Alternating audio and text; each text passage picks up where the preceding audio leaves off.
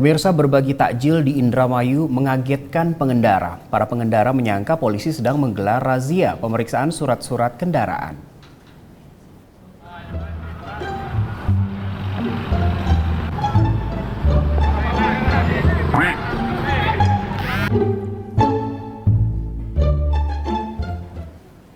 Warga yang melintas sempat melambatkan laju kendaraan ketika melihat polisi berusaha menghampiri mereka. Para pengendara menyangka polisi sedang menggelar razia pemeriksaan surat-surat kendaraan. Namun rupanya saat mereka menghentikan kendaraan, petugas justru memberikan takjil untuk berbuka puasa. Kasih Humas Polres Indramayu, AKP Saifullah mengatakan, aksi sosial ini dalam rangka berbagi dengan sesama di bulan suci Ramadan, sekaligus mengedukasi warga tentang aturan berlalu lintas di jalan raya yang baik dan benar, serta selalu mengutamakan keselamatan sebagai kebutuhan. AKP Saifullah juga menambahkan kegiatan ini akan dilakukan hingga menjelang Lebaran 2024 nanti.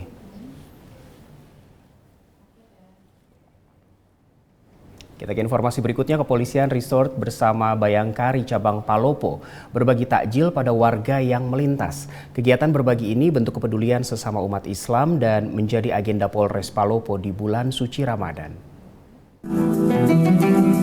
Polres Palopo kembali berbagi kepada masyarakat di bulan suci Ramadan. Diketahui paket yang disediakan pada giat berbagi tersebut kurang lebih 50. Kegiatan berbagi takjil yang rutin dilakukan setiap sore tersebut sebagai bentuk kepedulian Polres Palopo kepada warga. Sama para kabat, alhamdulillah hari ini kita melaksanakan kegiatan rutin selama bulan suci Ramadan ini 1445 Hijriah, membagi takjil kepada sesama masyarakat Kota Palopo, khususnya melintas di depan Masjid Alitas Polres Palopo. Jadi harapan kami ingin berbagi, ingin merasakan bersama-sama dengan para pengendara jalanan yang mungkin sangat membutuhkan ini. Dan saya yakin itu tidak seberapa, tapi mudah-mudahan berkah buat mereka. Terlihat senyum tergambar dari warga yang didominasi tukang ojek dengan menyelipkan ucapan terima kasih kepada personil Polres Palopo. Semoga hal yang baik dilakukan sepanjang bulan suci Ramadan ini menjadi bekal kita kelak di hari perhitungan amal. Kapolda Daerah Istimewa Yogyakarta Irjen Pol Suwondo Nainggolan menghadiri kegiatan Jagongan Kalurahan Sekapenewon di Gunung Kidul, Daerah Istimewa Yogyakarta. Kegiatan Jagongan Kalurahan ini digelar setiap tahun pada momen bulan Ramadan sebagai ajang silaturahmi dan diskusi di bidang pelayanan publik serta permasalahan di bidang Kamtibmas. Laporan selengkapnya akan disampaikan Brigadir Devi Gantari dari Yogyakarta. Bertempat di pendopo UMKM Kalurahan Bendung, Semin, Gunung Kidul, Kapolda DIY Irjen Pol Suwondo Nainggolan turut hadir pada kegiatan Jagongan Kalurahan Sekapanewon Semin pada Sabtu malam 16 Maret 2024. Dalam acara Jagongan Kalurahan ini, Kapolda DIY mengisi acara bersama dengan Kepala Biro Tata Pemerintahan Setda DIY, KPH Yuda Negara, dan turut diikuti 70 orang masyarakat Sekapanewon Semin serta dihadiri oleh pejabat instansi terkait. KPH Yuda Negara mengungkapkan Jagongan Kalurahan digelar setiap tahun pada momen bulan Ramadan sebagai ajang silaturahmi dan diskusi di bidang pelayanan publik serta permasalahan di bidang Kamtibmas. Sementara Kapolda DIY mengungkapkan bahwa sejak beberapa bulan terakhir pihaknya telah melakukan evaluasi perihal keamanan di Gunung Kidul. Lebih lanjut, Kapolda DIY mengucapkan terima kasih karena kearifan lokal di Gunung Kidul, khususnya Kapanewon Semin, dalam menyelesaikan masalah sosial melalui musyawarah pamong dan tokoh masyarakat. Sehingga situasi di Kabupaten Gunung Kidul pada umumnya tergolong paling aman jika dibandingkan dengan seluruh kabupaten di DIY. Demikian Polda Jogja News edisi hari ini, saya Brigadir Devi Gantari, terima kasih dan salam Tribrata. Dalam rangka menyambut bulan suci Ramadan, Bithumas Polda Jawa Timur menggelar Safari Ramadan. Kali ini Cak Yuda bersama tim Bithumas Polda Jawa Timur berkesempatan khusus mengunjungi ke makam Sunan Derajat di Kecamatan Paciran, Kabupaten Lamongan. Dan berikut ini liputannya.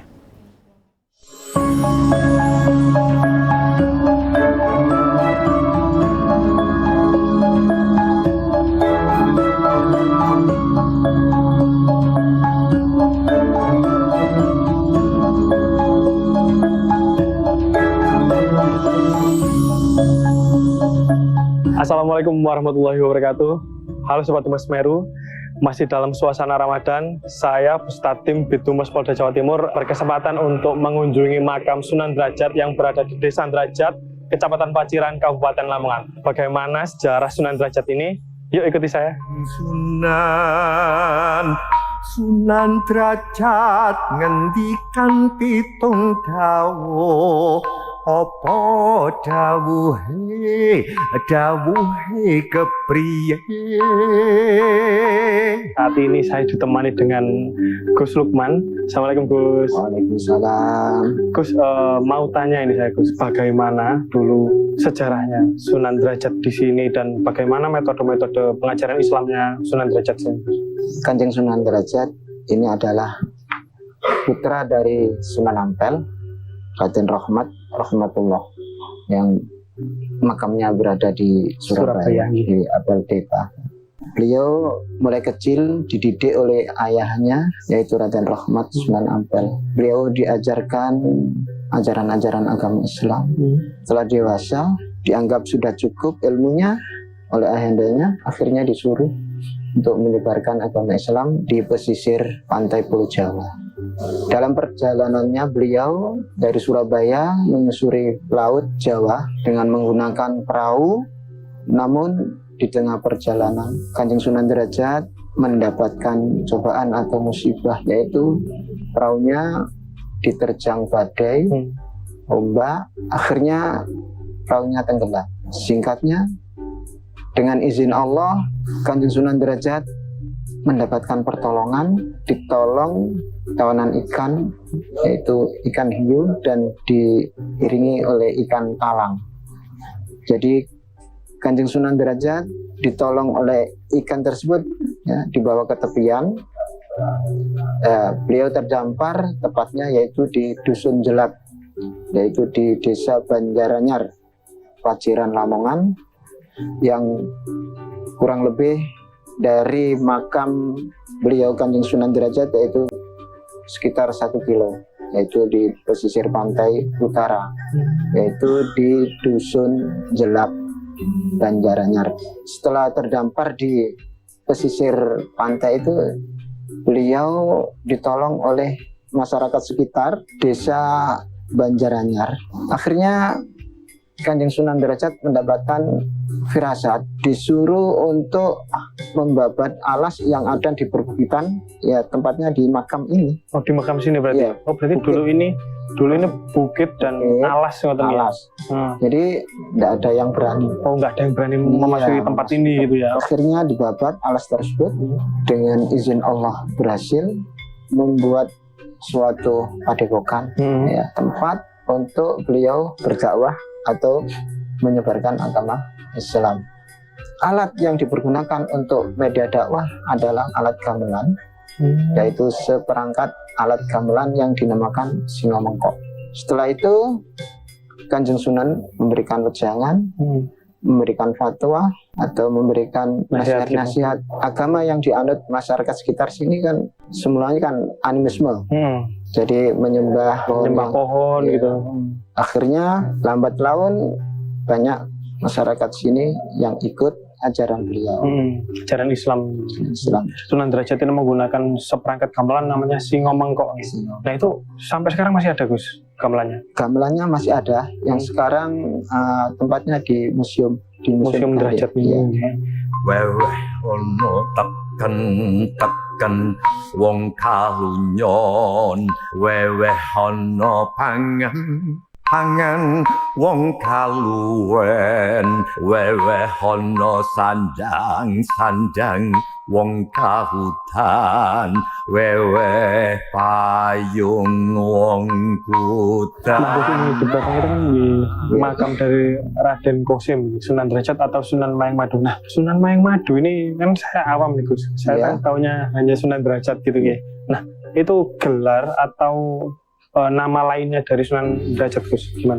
Iya gini, Sunan Mayang Madu ini adalah gelar dari Kanjeng Sunan Derajat yaitu Raden Kosim yang diberikan oleh Raden Fata yaitu Sultan Demak pada masa itu, karena keberhasilan beliau Kanjeng Sunan Derajat untuk menyebarkan agama Islam secara halus dan tidak setelah ada paksaan. Dan beliau Kanjeng Sunan Derajat akhirnya diberikan tanah 62 hektar. Tanah Derajat ini berarti dikasih dari Raden Fatah itu ya. Nah, wenehono tekan marang wong kang buta. Nah, itu ajaran dari Sunan Derajat atau pepatah atau seperti apa, Gus? Jadi wenehono tekan marang wong kang buta, berilah tongkat pada orang yang buta. Ya. Jadi kita kalau mempunyai ilmu, kita amalkan, kita ajarkan. Terus wenehono pangan marang wong kang keluwen. Kalau kita mempunyai rezeki lebih, harus kita salurkan kepada orang yang lebih membutuhkan. Wenehono payung marang wong kang kaudanan. Ini sebagai seorang pimpinan, seorang pemimpin harus bisa mengayomi bawahannya. Ya. Keempat, wenehono sandang marang wong kang kaudan. Yaitu tentang asusila tersebut, yaitu kita harus memberikan contoh yang baik sebagai contoh masyarakat gitu ya. Nah Gus, terakhir nih Gus, di dalam makam sini ada siapa saja Gus? Makamnya Kanjeng Sunan Derajat beserta istrinya yang diberi nama Retno Ayu Condro Sekar. Terus di depannya lagi ada makam-makam anak-anaknya yaitu Raden Arif, Raden Sidik, dan Raden Iskak. Jadi yang pertama itu Raden Arif yang diberikan julukan yaitu Panembahan Agung.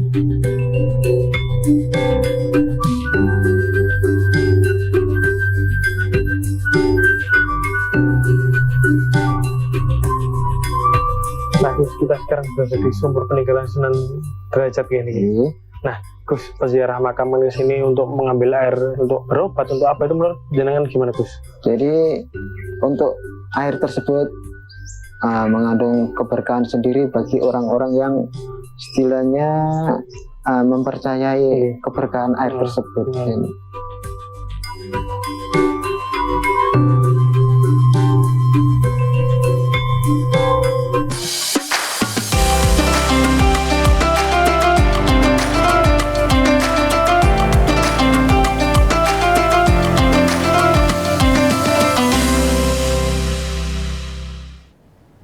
Pemirsa, kita jeda dulu dan usai jeda Presisi Siang akan segera kembali.